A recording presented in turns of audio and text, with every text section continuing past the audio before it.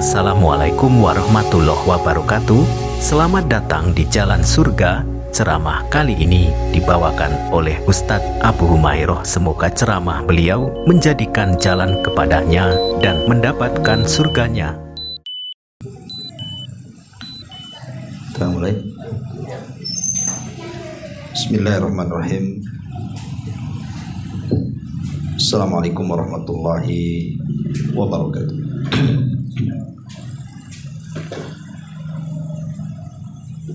Alhamdulillah wassalatu wassalamu ala rasulillah wa ala alihi wa sahbihi wa mawalah wa la hawla wa la quwata illa billahi wa ba'du. Alhamdulillah, segala puja dan puji hanya milik Allah subhanahu wa ta'ala. Salawat dan juga salam kita hadiahkan kepada Rasul kita Nabi besar Muhammad sallallahu alaihi wa ala alihi wasallam.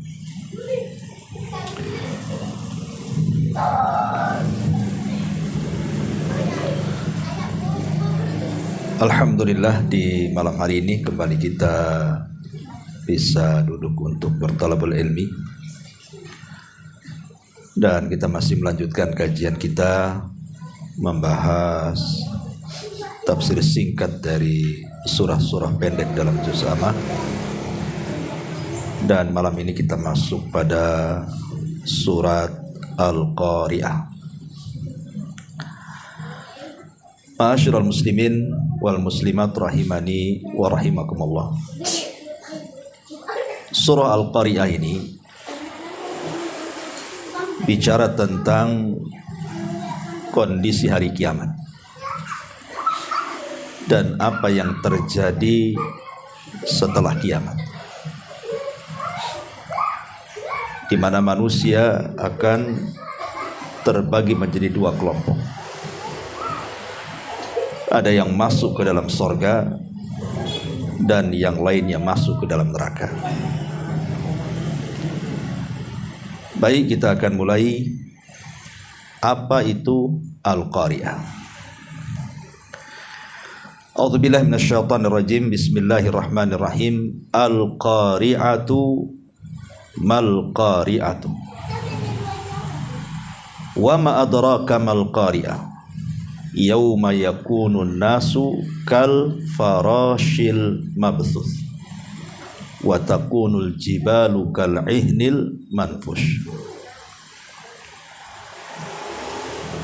Kalau terjemahan di dalam Al-Quran yang dikeluarkan Departemen Agama, maka biasanya hanya diartikan Al-Qari'ah itu hari kiamat. Tetapi kalau kita membahas secara makna Al-Qari'ah itu, apa Al-Qari'ah itu? Ya, memang Al-Qari'ah itu satu dari sekian puluh nama hari kiamat. Karena nama-nama hari kiamat itu banyak sekali. Ada As-Sakhah dan begitu seterusnya, termasuk juga Al-Qari'ah. Al-Qari'ah itu diambil dari kalimat Al-Qara'. Al-Qara' itu artinya sesuatu yang memekikkan telinga, sesuatu yang menjadikan kita mendengarnya itu takut. Karena memang Al-Qari'ah sendiri itu adalah suara yang keluar dari moncongnya sangkakala Israfil. Suara itulah yang kemudian menghancurkan alam semesta. Makanya setiap yang mendengarnya akan merasakan ketakutan. Tetapi keadilan Allah subhanahu wa ta'ala, Allah tidak pernah mendatangkan kiamat itu sekonyong-konyong, tidak. Tetapi didahului dengan tanda-tandanya. Ada yang disebut dengan tanda-tanda kiamat kecil, ada yang disebut dengan tanda-tanda kiamat besar. Tanda-tanda kiamat kecil boleh jadi 90% lebih. Sejak diutusnya Rasul sampai hari ini mungkin sudah berlaku. Hanya tinggal beberapa persen saja. karena kita bisa saksikan setiap hari ada saja tanda-tanda kiamat itu. Tetapi tanda-tanda kiamat besar ini belum berlaku. Tapi kalau sudah terjadi maka tidak bisa dihentikan.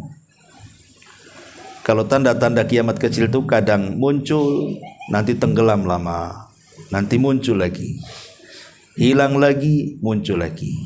Itulah tanda-tanda kiamat kecil. Tapi kalau tanda-tanda kiamat besar sekali satu muncul, maka akan terus berentet, terus-terusan itu bersambung sampai betul-betul kiamat dibangkitkan. Dan itu dimulai dengan khurujud dajjal, keluarnya Dajjal. Kemudian setelah Dajjal keluar, turunnya Isa bin Maryam.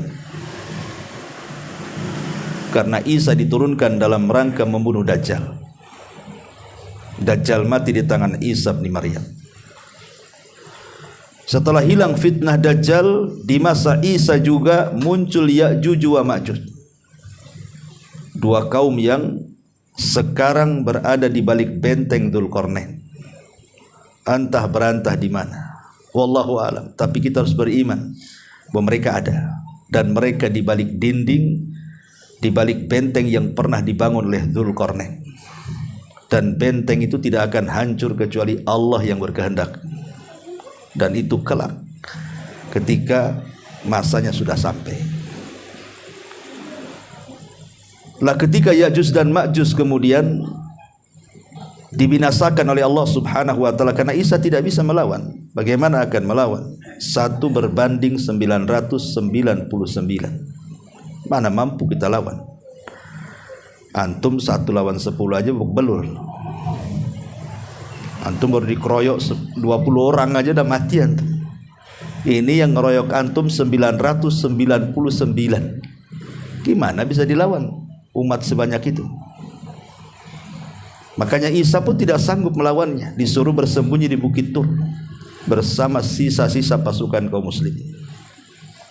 Isa hanya berdoa kepada Allah Azza wa Jalla untuk Allah mengadab mereka.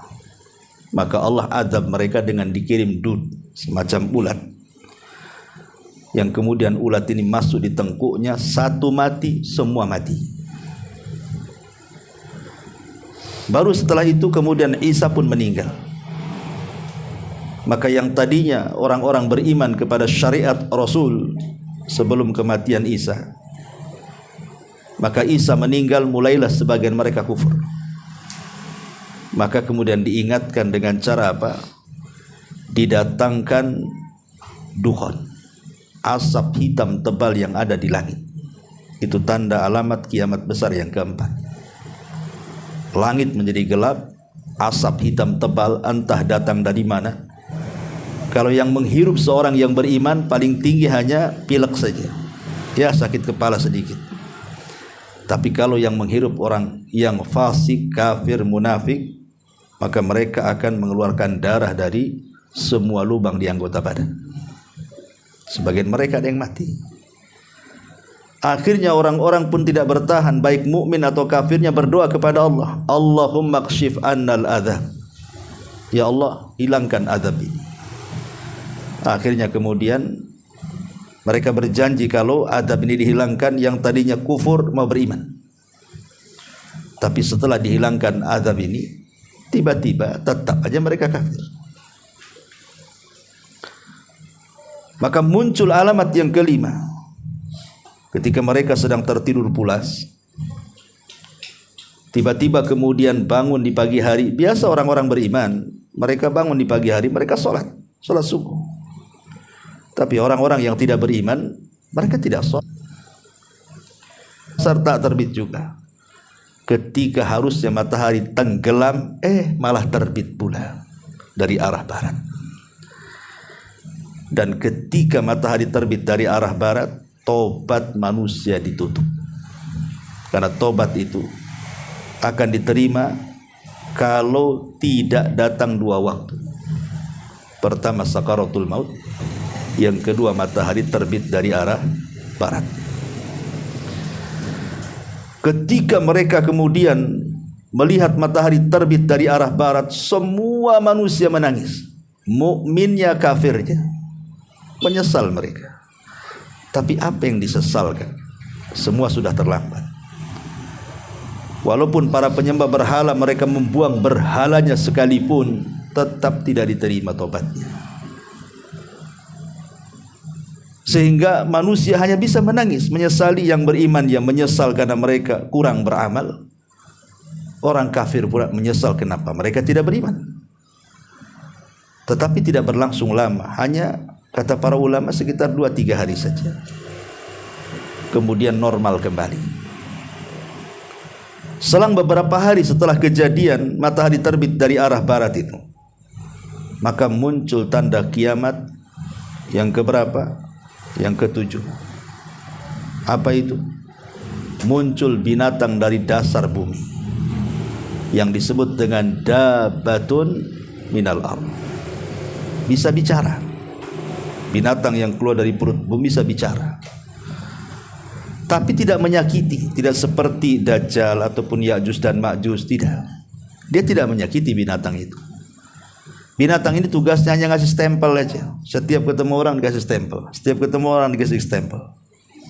Kalau dia mukmin dikasih stempel bercahaya jidatnya. Kalau ketemu orang kafir stempel hitam buram tuh wajahnya. Sehingga akhirnya manusia hanya mengenal 2 kelompok saja, mukmin dengan kafir. Dan ketika itu nama manusia sudah tidak dikenal. Panggilan mereka hanya 2. Mukmin, kafir. Kemana min? Ke pasar Fir. Itu saja. Tapi tidak tersinggung. Nggak ada yang tersinggung. Kalau sekarang orang kafir kita kafirkan saja, marah itu orang Islam.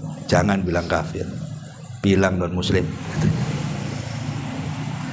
Masyarul muslimin yang dimuliakan Allah Subhanahu wa taala. Lah setelah kemudian binatang itu entah kemana dihilangkan oleh Allah Azza wa Jalla dan semua manusia sudah ada stempel.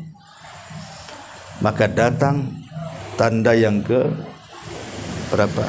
7 ke 8. Dajjal, Isa, kemudian Ya'juj wa Ma'juj, kemudian dukhon asap, kemudian matahari terbit dari arah barat, kemudian binatang melata. Baru 6.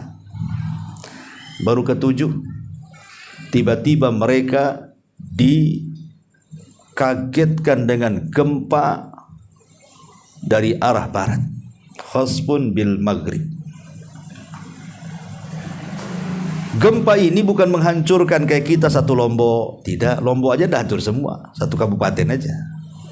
Atau Jogja hanya beberapa kecamatan. Tidak. Gempa ini menghancurkan negara-negara. Bisa 2-3 negara hancur dengan gempa ini. Jadi orang-orang yang di timur ketika mendengar di barat ada gempa, ketakutan mereka. Tetapi gempa itu rupanya bukan hanya di barat saja, di timur pun akhirnya digempakan juga. Jadi yang nomor 7 gempa dari arah barat, yang nomor 8 gempa dari arah timur, yang nomor 9 gempa di Jazirah Arab. Itulah terakhir gempa. Dan gempa ini sudah menghancurkan dunia, negara-negara hancur. Dan yang terakhir muncul api dari Yaman, dari Aden. Dan NASA sudah meneliti, di bawah perut Aden Yaman itu ada burukan, ada larva yang tidak ada di dunia kecuali ada di Yaman saja. Artinya betul apa yang disabdakan Nabi Sallallahu Alaihi Wasallam, dibuktikan oleh NASA dengan peralatan canggih mereka. Memang di situ tersimpan api. Dan hari kiamat api itu akan muncul dari perut bumi, dari lautan Aden.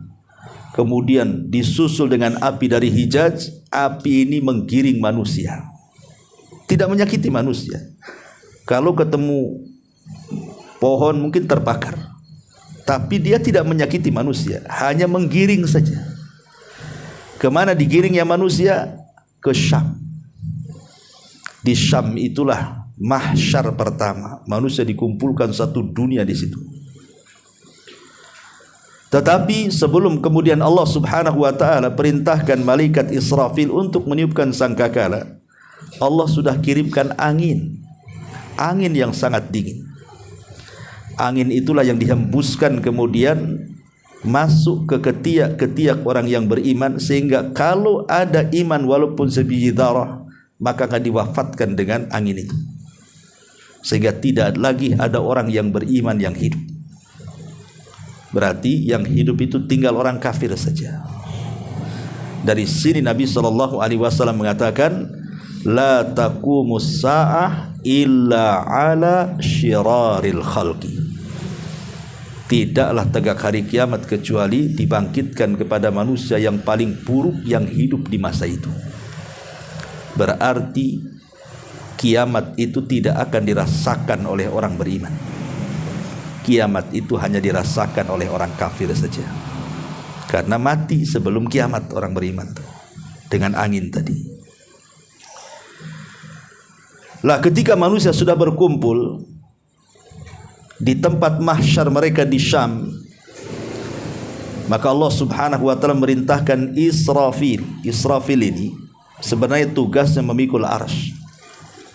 Sebagaimana Allah mengatakan, alladzina yahmilunal arsya wa man haulahu. Malaikat-malaikat pemikul arsy. Ada yang mengatakan malaikat pemikul arsy itulah Israfil. Tapi dia punya tugas lain yang Allah tugaskan untuk meniup sangkakala. Dan Nabi SAW pernah satu hari tidak bisa makan, tidak bisa minum, sedih, tidak selera. Sampai sahabat bertanya, Rasul, kenapa anda ini? Maka Nabi SAW mengatakan, fa kaifa un'am wa qad iltaqama sahibu qarnin qarnan.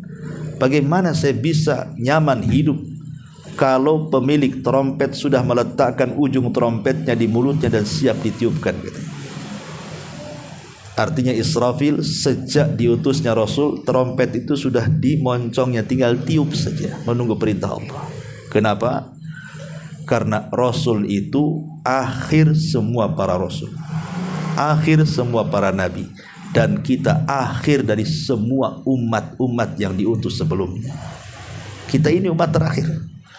Setelah kita tidak ada lagi. Karena Rasul itu Nabi terakhir masalahnya. Artinya umatnya juga umat terakhir. Berarti kalau sudah umat terakhir, terjadi kiamat. Kecuali kalau setelah Rasul ada Nabi lagi itu masih lama kan begitu. Tapi Nabi kita adalah khatamul anbiya wal mursalin, dan kita juga akhirul umat, akhir umat. Makanya Israfil itu tinggal diizinkan Allah saja untuk ditiup. Dan apabila Allah Subhanahu wa taala sudah mengizinkan Israfil meniup sangkakala, itulah yang kita bahas hari ini, al-qari'atu mal qari'ah. Maka terjadilah qara', suara yang memekikkan dan menghancurkan gendang telinga. Itulah kiamat ya. Dan al-qari'ah ini menghancurkan segalanya. Siapapun yang terkena suara itu, maka dia hancur. Gunung hancur, langit akan digulung, kemudian bintang berjatuhan, air diluapkan, bumi digempakan. Pokoknya siapa yang terkena tiupan itu, suara tiupan sangkakala itu, pasti akan binasa. Tidak manusianya, tidak jinnya, semua sak malaikat-malaikatnya, tidak ada yang selamat. Kullu man 'alaiha fan wa yabqa wajhu rabbika dzil jalali wal ikram. Semua akan binasa kecuali wajah Allah Subhanahu wa taala. Al-qari'atu mal qari'ah.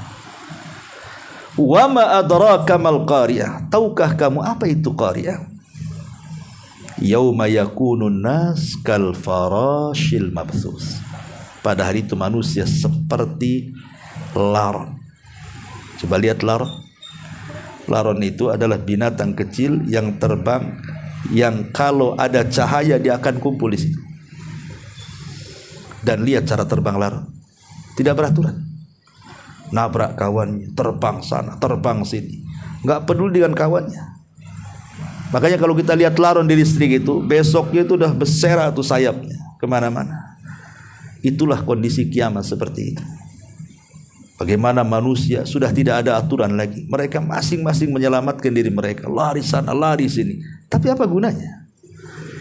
Ketika Allah Subhanahu wa taala mengatakan idza zulzilatil ardu zilzalaha. Lihat bagaimana Allah idhofahkan kalimat zilzal ke bumi. Allah tidak mengatakan idza zulzilatil ardu zilzalan, bukan begitu. Tapi Allah mengatakan idza zulzilatil ardu zilzalaha, ada haknya. Ha ini kembali ke bumi. Artinya gempa itu disandarkan ke bumi. Maknanya ketika gempa disandarkan ke bumi, berarti yang gempa itu satu bumi. Kalau sekarang gempa di Lombok tidak terasa di sini, gempa di Jogja tidak terasa di sini. Tapi nanti pada hari kiamat semua digempakan, mau lari kemana? Tidak ada tempat lari lagi karena semua digempakan, satu dunia. Tidak di negeri kita, tidak di negeri orang, tidak di barat, tidak di timur, tidak di utara, tidak di selatan. Semua digempakan, mau lari kemana?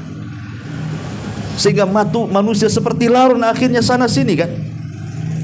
Dan subhanallah, ketika saya sedang ziarah ke Lombok ketika terjadi gempa, ya saya sempat datang ke sana memberikan bantuan dari saudara-saudara kita di sini. Bahkan kita juga buat masjid di sana. Jadi saya pernah dengan Ustaz Aswad bawa mobil ke atas bukit, mengasih bantuan di atas bukit itu. Ini orang dia bercerita sama saya, Pak katanya, waktu terjadi gempa katanya, saya sudah nggak ingat siapa-siapa katanya, nggak ingat istri, nggak ingat anak katanya. Yang ingat tuh gimana saya menyelamatkan diri. Karena saking dahsyatnya gempa itu, sudah nggak ingat siapa-siapa. Bahkan salah satu ustadz itu bercerita, ada seorang ibu salah ngambil anak, harus yang diambil anak diambil gulingnya, salah ngambil ya. Disangkanya anaknya, guling yang dibawa. Saking orang sudah panik ya, panik-paniknya gitu. Itu baru gempa. Gimana dengan kiamat? Makanya Allah ibaratkan laron tuh, yang gak beraturan tuh keterbangnya sana sini tuh. Karena pada hari itu yauma yafirrul mar'u min akhi wa ummihi wa abi wa sahibatihi wa banih likulli imri'in minhum yauma idzin sya'nun yugnih, kata Allah. Orang lari dari saudaranya, lari dari ibu bapaknya, lari dari istri dan anaknya. Semua sibuk ngurusi keselamatannya diri mereka masing-masing. Lihat, ini Allah hendak menggambarkan betapa dahsyatnya hari kiamat gitu maksudnya. Sehingga Allah ibaratkan larang, terbang sana sini, lari sana sini, tidak tahu apa yang harus dilakukan begitu. Dan ketika itu dunia tidak berarti bagi dia. Tidak berarti bagi dia. Lihat ketika gempa, orang-orang yang rumahnya megah-megah itu lari juga, ditinggalkan rumahnya.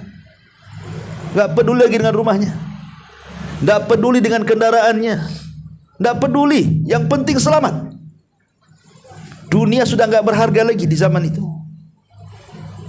Dan itulah kondisi kiamat. Yauma yakunu nasu kal farashil mabthus. Dan Allah gambarkan makhluk yang paling kuat di bumi apa? Gunung. Makhluk yang paling kuat di bumi itu gunung, ikhwan. Isinya batu macam-macam, dan tidak bisa kecuali dengan alat berat. Kalau sekarang ini kan, bahkan alat berat pun ada gunung-gunung yang tidak bisa dikeruk kecuali dibom. Artinya gunung itu makhluk Allah yang paling kuat, yang Allah tancapkan di bumi. Karena itu pasaknya, kalau tidak ada gunung kita jalan tuh goyang. Karena ada gunung itulah maka stabil bumi ini. Karena gunung itu pasak bumi. Makanya yang masuk ke dalam itu lebih panjang dibandingkan yang muncul ke permukaan gunung itu. Karena dia pasak, kan harus lebih. Kalau umpamanya saya buatkan pasak itu 1 meter, otomatis kan 2/3-nya kan harus masuk ke bumi kan. Paling yang muncul itu mungkin sedikit saja. Sebab kalau yang nancapnya sedikit ya cabutlah pasaknya. Otomatis gunung itu yang masuk ke dalam bumi lebih panjang lagi dibandingkan yang naik ke permukaan. Itulah pasak namanya.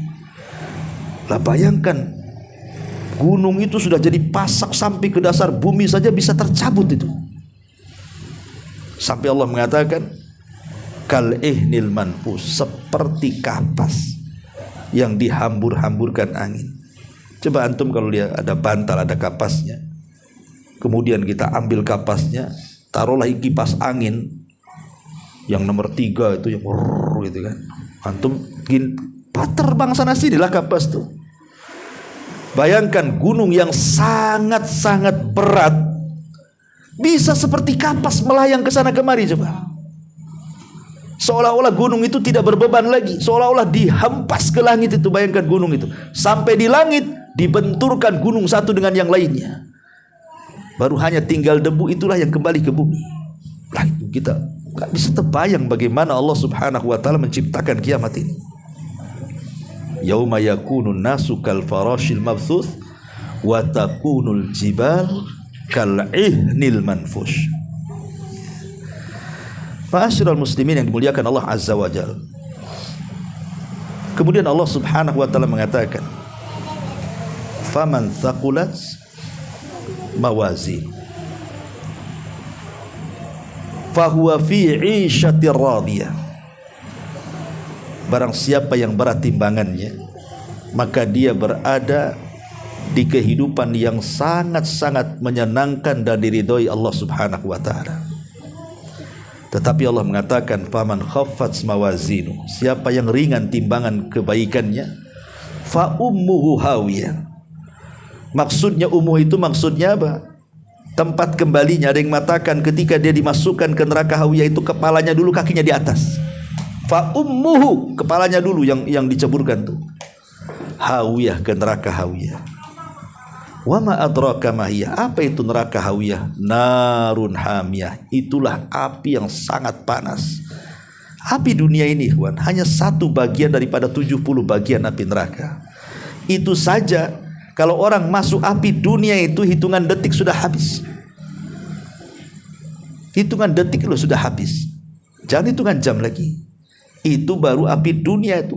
Macam mana api neraka? Yang api dunia itu juz'un min sab'ina juz'an, satu bagian daripada 70 bagian panasnya api jahannam.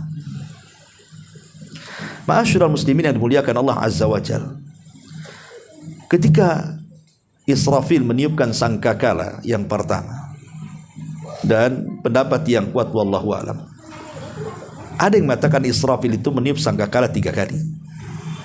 Tiupan pertama disebut tiupan kejutan, tiupan kedua disebut tiupan kematian, tiupan ketiga disebut tiupan kebangkitan. Tapi pendapat yang kuat wallahu alam bahwa Israfil itu hanya meniup sangkakala 2 kali. Pertama tiupan kejutan plus dengan tiupan kematian, dan yang kedua baru tiupan kebangkitan. Saat Allah Subhanahu wa taala merintahkan Israfil untuk meniupkan sangkakala pertama, maka disitulah Allah Subhanahu wa taala wafatkan semua manusia, semua jin, bahkan semua malaikat. Sampai Allah Subhanahu wa taala memanggil Israfil, ada yang tersisa dari makhluk yang berakal yang aku ciptakan, baik manusianya, baik jinnya, baik malaikatnya. Kata Israfil, ada. Yang belum mati adalah Jibril, Mikail, dan Malakul Maut. Maka kemudian Allah mengatakan kepada Malakul Maut, cabut semua nyawa orang-orang, malaikat-malaikat itu. Jadi Allah Subhanahu wa taala memanggil malaikat maut dan mengatakan siapa yang belum mati. Maka malaikat mengatakan Israfil, Jibril, Mikail, dan Israfil. Kata Allah Subhanahu wa taala, cabut 3 malaikat itu. Kenapa mereka diakhirkan? Karena ini pemimpinnya malaikat. Pemimpin malaikat kan 4. Jibril yang pertama, kemudian Mikail yang kedua, baru Israfil, baru malaikat maut. Itulah pemimpin malaikat. Ini yang hidup di pemimpin malaikat nih. Maka Allah mengatakan kepada malaikat maut, siapa yang tersisa? Man baki? Maka kemudian malaikat mengatakan, Jibril, Mikail, Israfil. Kata Allah, wafatkan mereka. Maka malaikat maut mewafatkan Jibril, mewafatkan Mikail, dan mewafatkan Israfil. Kemudian Allah panggil lagi, man baki, siapa yang tersisa? Kata malaikat maut, tidak ada illa abdukal fakir, kecuali hambamu yang fakir ini ya Rabb. Kata Allah, kalau gitu mati kau. Terakhir dia, malaikat mati juga. Maka tidak ada lagi yang hidup ketika itu. Tidak manusianya, tidak jinnya, tidak malaikat, sampai ke malaikat maut juga ikut mati. Saat itulah Allah hancurkan alam semesta ini. dari tiupan pertama sampai tiupan kedua. Abu Hurairah radhiyallahu anhu pernah ditanya, berapa jarak tiupan pertama ke kedua? Abu Hurairah mengatakan 40. Apakah 40 hari wahai Abu Hurairah? Aku tidak tahu. Apakah 40 bulan wahai Abu Hurairah? Aku tidak tahu. Apakah 40 tahun wahai Abu Hurairah? Aku tidak tahu. Yang jelas Rasul hanya menyebutkan angka 40. Bisa 40 hari, bisa 40 bulan, bisa 40 tahun. Wallahu a'lam katanya. Tapi di angka 40 itu terjadi kehancuran. Idza zulzilatil ardu zilzalaha. Bumi digempakan. Wa idzan nujumun tasharat. Bintang-bintang dijatuh-jatuhkan, planet-planet, galaksi-galaksi itu dihantam-hantamkan. Wa idzal biharu fujirat. Lautan itu ditumpah-tumpahkan ke daratan. Semua hancur. Tidak bumi, tidak gunung, tidak langit, tidak bintang, semua hancur lebur. Ketika itu Allah berfirman dan berteriak, limanil mulkul yaum. Sekarang kalian tahu milik siapa kerajaan langit dan bumi. Ya tidak ada yang jawab karena semua mati. Maka Allah jawab sendiri, lillahil wahidil qahar, kata Allah. Alam semesta ini milik zat yang satu, akulah zat yang wahid, yang maha satu, al-qahar, yang maha berkuasa untuk menimpakan azab kepada siapa. Itulah Allah subhanahu wa ta'ala. Baru setelah kemudian terjadi kehancuran hebat, Allah subhanahu wa ta'ala ganti bumi yang kita pijak dengan bumi yang lain, dan langit yang menaungi kita dengan langit yang lain. Yauma tubaddalul ardu ghairal ardi was samawat. Ketika bumi diganti dengan bumi yang baru, begitu juga langit. Bukan berarti bumi yang kita pijak itu kemudian hilang, Allah ciptakan yang baru, bukan begitu artinya. Bumi padang mahsyar, bumi ini juga yang kita pijak, cuman bentuknya diganti. Sekarang bentuk bumi ini macam-macam. Ada lembahnya, ada bukitnya, ada gunungnya. Ada yang tinggi, ada yang rendah. Ada maklam, ada alamat. Tapi nanti pada hari kiamat, karena gunung sudah dihancurkan, lembah-lembah dihancurkan, bukit-bukit dihancurkan, sehingga bumi yang sudah diganti itu menjadi rata, tidak ada yang meninggi, tidak ada yang merendah, tidak ada bukit, tidak ada gunung, tidak ada lembah, rata serata-ratanya. Dihamparkan, wa idzal ardu muddat, kata Allah. Ketika bumi dihamparkan sehampar-hamparnya. Kenapa coba? Logika ikhwan. Sekarang sebagian ulama mengatakan bumi itu bentuknya semacam bola atau lonjong. Ada yang mengatakan seperti telur, ada yang mengatakan mukar, artinya seperti bola. Ya. Bumi ini kalau dalam bentuk bola itu tidak luas. Lihat bola. Tapi kalau antum robek bola itu, ya, kemudian dihamparkan, kan akan lebih luas lagi. Ya kan? Kalau bola saya paling sini saja kan. Tapi kalau sudah dibentangkan kan jadi luas tuh. Ya. Kenapa dibuat seperti itu? Karena Anda bisa bayangkan, orang yang di dalam kubur itu dengan yang hidup di permukaan bumi banyak mana coba? Hari ini pasti banyak yang dikubur. Entah berapa miliar jiwa yang dikubur sejak Adam loh sampai hari ini. Kita tidak tahu jumlahnya. Yang jelas yang dikubur itu jauh lebih banyak dibandingkan yang hidup hari ini di permukaan bumi itu. Lah apabila Allah subhanahu wa ta'ala bangkitkan semuanya, membutuhkan tempat yang lapang. Makanya bumi itu harus diganti dan dirubah menjadi terhampar kemana-mana. Karena nanti Adam akan dibangkitkan, semua umatnya dibangkitkan, mulai dari Ibrahim, umatnya Ibrahim, Nuh, umatnya Nuh, Saleh, umatnya Saleh, Syuaib, umatnya, semua sampai kepada Rasul dan seluruh umatnya. Orang yang pertama sampai yang terakhir hidup. Bayangkan kalau tidak luas tempatnya macam mana. Makanya harus diganti kan. Yauma tubaddalul ardu ghairal ardi. Bumi diganti sehingga terhampar karena tidak pernah diinjak dosa. Ketika Allah sudah membuat bumi ini terhampar, ya, sudah terjadi kehancuran yang luar biasa, bumi dihamparkan, kemudian jiwa-jiwa dihancurkan, kecuali ada makhluk yang dikecualikan saat kiamat tidak hancur. Ada yang mengatakan ruh. Ruh tidak akan dihancurkan. Kalau dia ruhnya seorang mukmin diletakkan di Iliyin. Kalau ruhnya orang kafir diletakkan di Sijjin. Yang kedua, tulang ekor manusia tidak akan dihancurkan. Sehebat apapun kiamat, tulang ekor itu tidak akan hancur. Walaupun kecil, terkadang tidak bisa dilihat kecuali dengan alat. Ya, tapi tulang ekor itu tidak mungkin hancur karena dari situ manusia dibangkitkan. Setiap kita punya tulang ekor. Tulang ekor tidak akan hancur. Walaupun dibakar, walaupun apa, tetap. Walaupun tidak bisa dilihat kecuali dengan alat. Tapi dari situlah kita dibangkitkan. Neraka, aras, kursi, ya, tidak akan dihancurkan. Itu yang dikecualikan saat kiamat itu maksudnya. Lah setelah bumi terhampar, disitulah Allah Subhanahu wa taala turunkan hujan. Maka hujan ini akan membasahi semua bumi yang baru diganti. Kemudian hujan inilah yang akan menyentuh setiap tulang ekor sejak zaman Adam sampai yang terakhir mati. Maka tiba-tiba Allah Subhanahu wa taala mengembalikan ciptaannya menjadi manusia di dalam kubur semuanya. Kemudian Allah katakan wa alqat ma fiha wa takhallat, atau dalam ayat yang lain wa akhrajatil ardu athqalaha. Kami keluarkan beban-beban isi bumi, maksudnya jasad manusia yang sudah jadi karena hujan tadi. Allah mampu menciptakan kembali, ikhwan. Kemudian dilemparkan ke permukaan ruh. Ya. Sejak zaman Adam sampai yang terakhir mati. Disitulah Allah Subhanahu wa taala perintahkan yang pertama kali dihidupkan siapa? Israfil.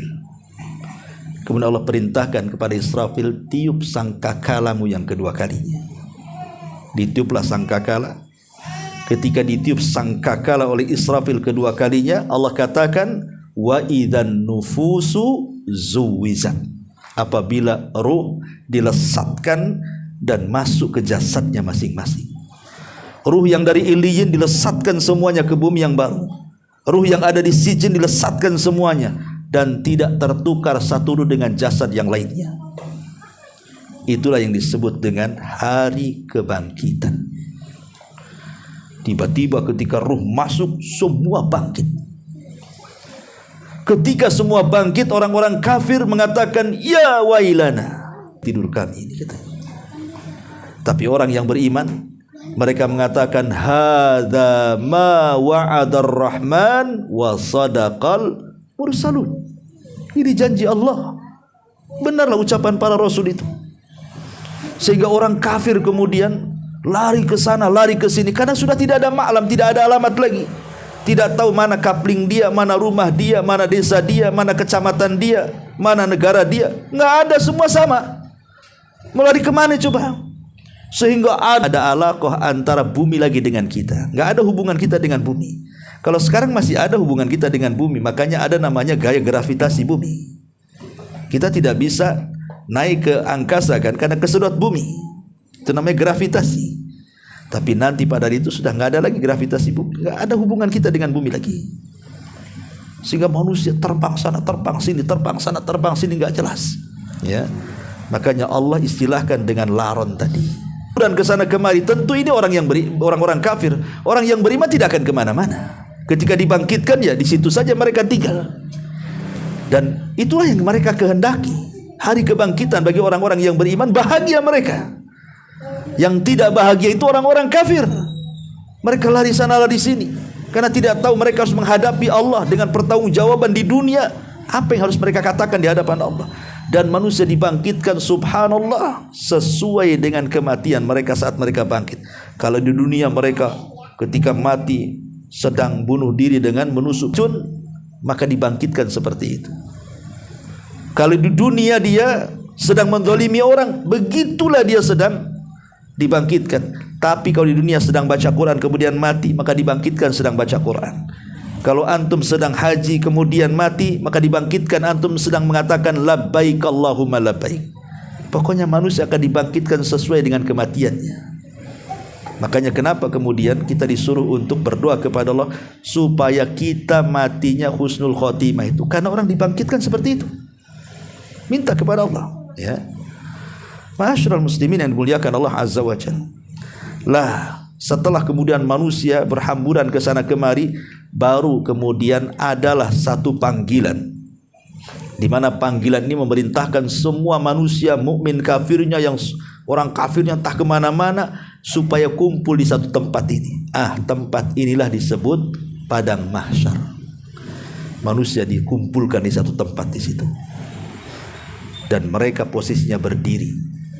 Tidak ada yang tidur, tidak ada yang duduk, tidak ada yang baring, semua berdiri. Yauma yaqumun nas li rabbil alamin. Kenapa coba? Kenapa tidak ada yang duduk? Kenapa tidak ada yang baring? Kenapa yang tidak ada yang tidur? Masalahnya matahari didekatkan di atas kepala 1 mil. Kemudian keringat bercucuran. Orang-orang tenggelam dengan keringatnya. Ada yang selutut, ada yang sepusar, ada yang sedada, bahkan ada yang sampai telinga, bahkan ada yang tenggelam dengan keringatnya sesuai dengan amalannya. Macam mana mau duduk? Macam mana mau baring? Jadi posisi mereka berdiri saja tuh. Orang sedang upacara tuh, diri saja. Gimana coba? 1 hari antum berdiri gak kuat, pingsan. Apalagi Allah mengatakan 50.000 tahun di situ. Tentu 50.000 tahun itu bagi orang kafir. Kalau orang beriman sesuai dengan hisabnya. Kalau hisabnya mudah ya sebentar aja berdiri situ. Kalau hisabnya sulit ya agak lama. Gitu ya. Tapi kalau hisabnya sulit bisa saja lama selama orang kafir. Wallahu a'lam. Ya. Tapi disitulah terjadi banyak proses. Proses tentang haud telaga Rasul, kemudian ada syafaat, ada penampakan amal, ya, ada pembacaan buku, ada pengambilan catatan, macam-macam di situ, sampai kepada timbangan. Kata Allah Subhanahu wa taala dalam surat ini, fa amma man thaqulat mawazin, maka siapa yang berat timbangannya. Makanya saya nasihati, carilah amalan-amalan di dunia ini yang bisa memberatkan timbangan kita. Seperti apa contohnya? Ya. Banyak amalan-amalan yang bisa memberatkan timbangan kita. Saya sebutkan secara singkat saja. Ya. Di antara amalan-amalan pemberat timbangan itu yang pertama, ya tentu tauhid, sudah jelas. Ya, kokohkan tauhid. Karena nanti pada hari kiamat itu, ingat hadis Bitokoh, ada orang yang didatangkan di hadapan Allah Azza wa Jal membawa 99 catatan. Kemudian Allah katakan, coba bentangkan satu catatanmu tuh.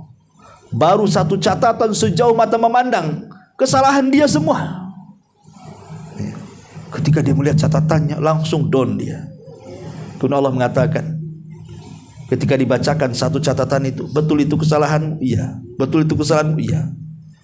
Sampai akhirnya dia sudah putus asa, seolah-olah tidak ada kebaikan untuk membandingi catatannya baru satu. Gimana yang 98-nya tuh? Sehingga Allah mengatakan, halaka hasan, apakah kau punya kebaikan untuk membandingi catatan burukmu ini? Ya Rabb, kalaupun aku punya kebaikan, buat apa dengan catatan sebanyak ini, katanya. Karena dia sudah putus asa, sudah berjalan ke neraka. Allah panggil, tunggu kamu di sini. Kau ini punya kebaikan yang bisa membandingi semua catatan burukmu ini. Tiba-tiba Allah keluarkan kartu sakti. Kartu sakti itu tulisannya apa? La ilaha illallah. Rupanya itu amalan dia di dunia, mentauhidkan Allah. Mungkin dia banyak dosa, tapi tauhidnya tetap dia. Ya, mungkin dia terjerumus kepada zina, kepada khamr, kepada judi, kepada ghibah, kepada yang lain. Tapi dia tidak mau melakukan kesyirikan. Dia tidak akan datang ke dukun, dia tidak, enggak mau.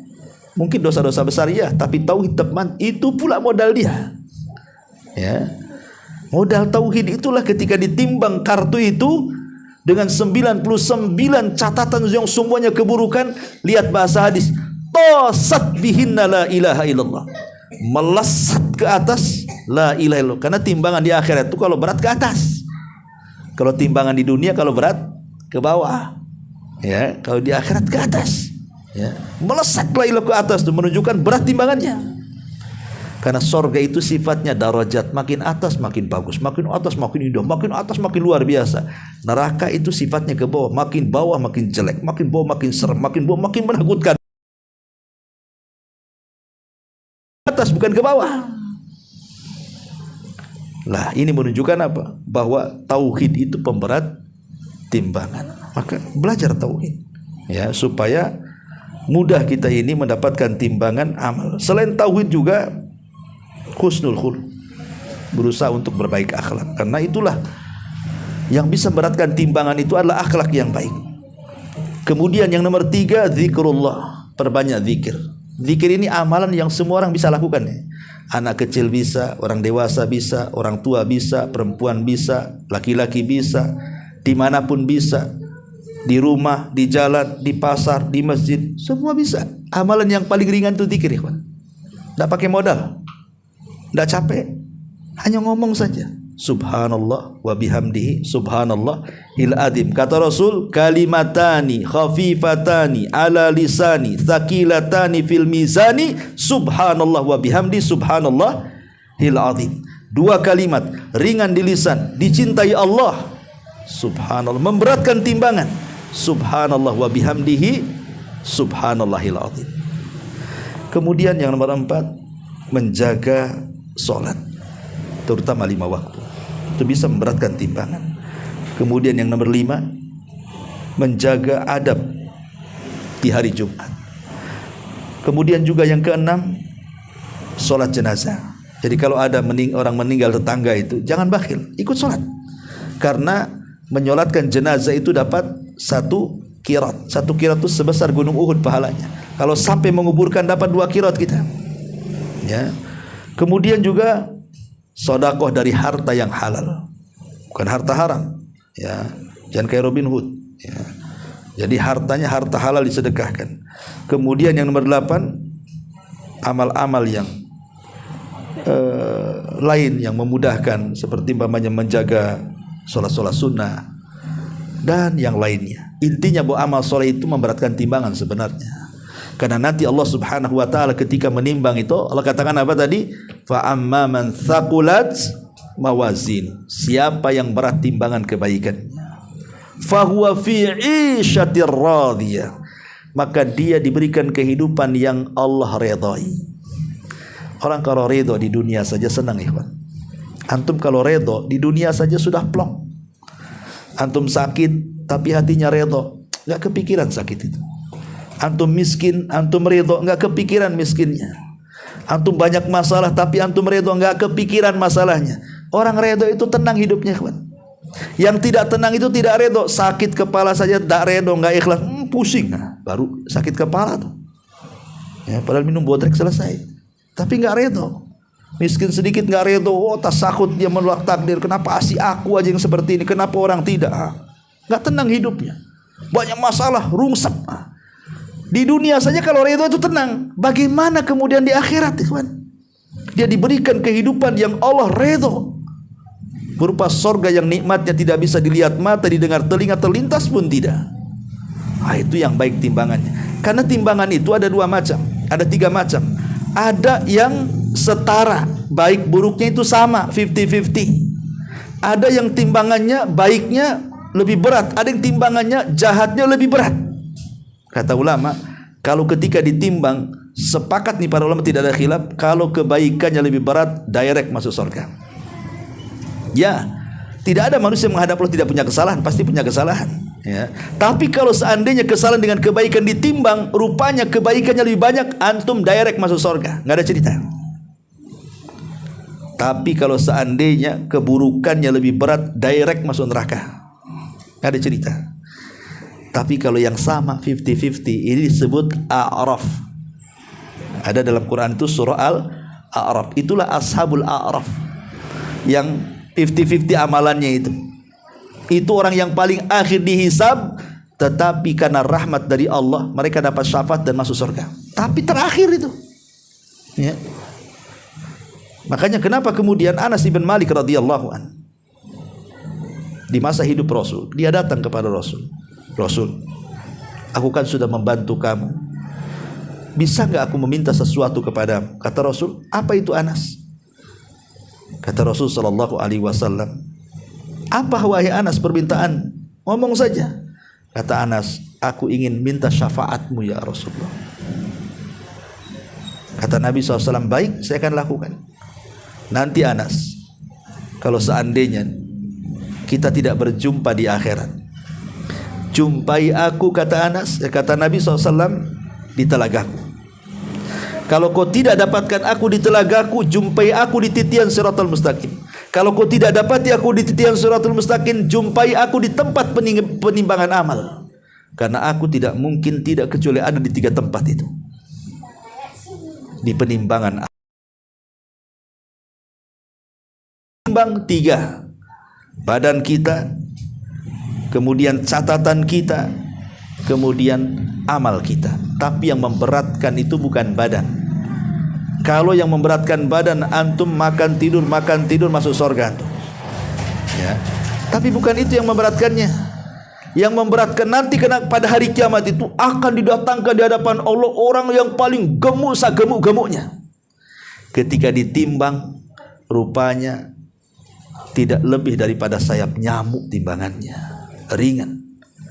Tapi ada orang yang kurus kering ditimbang, tapi karena amalannya luar biasa, berat pula tuh badan dia. Lihat Abdullah ibn Mas'ud, orangnya ceking sekali. Abdullah bin Mas'ud tuh sahabat Nabi, naik pohon kurma, datang angin, tersingkap jubahnya, nampak betisnya hanya tulang dibalut, kulit tidak ada dagingnya, saking kurusnya. Sahabat tertawa. Kata Rasulullah, la tadhaku, jangan tertawakan dia. 2 betisnya Abdullah bin Mas'ud walaupun kayak gitu, kalau ditimbang di hadapan Allah lebih berat dibandingkan gunung Uhud, kata Rasul. Ya, karena yang ditimbang berat ringan itu bukan badan tapi amalannya. Itu yang akan menjadikan timbangan ini bisa berat, bisa ringan. Tapi kalau sampai kemudian ringan amalan kebaikannya, fa ummuhu hawiyah, akan dijungkirkan tuh kepalanya di bawah, kakinya di atas, ke neraka hawiyah. Apa neraka hawiyah? Narun hamiyah. Itulah neraka yang panasnya, dahsyatnya luar biasa. Wallahu a'lam bishawab. Inilah secara ringkas surah Al-Qari'ah, mudah-mudahan manfaatnya. Kita akhiri dengan doa kafaratul majlis. Subhanakallahumma wa bihamdika, asyhadu an la ilaha illa anta, astaghfiruka wa atubu ilaik. Allahu ta'ala alam. Assalamualaikum warahmatullahi wabarakatuh.